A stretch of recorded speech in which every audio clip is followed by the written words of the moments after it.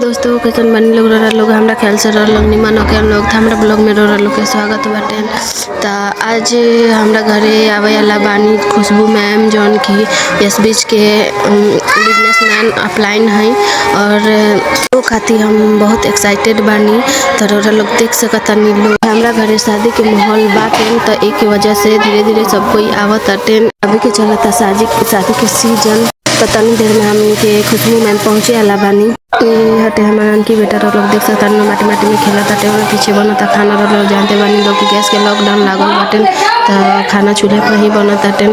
तो देख सकतानी लोग और देखी लोग दुल्हे राजा कैसे मुस्कुरातानी। तो इहे के होखे वाला बाटे शादी जौन की 25 तारीख के बाटे।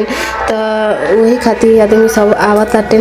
तो लोग देख सकतानी लोग मम्मी जी मसाला पीसतानी। यहाँ के तनी दिखत भाई बच्चा पार्टी देखी कैसे कुर्सी ढोतारन फुआ के आवे के खुशी में। तो लोग देख सकतानी लोग। तो फाइनली इंतजार के घड़ी खत्म होखे वाला बाटे और हमने के खुशबू मैम पधारे वाला बानी। तो लोग बना रहे हम लोग हमारे चैनल पर देखे के लोग के जरूर मिली।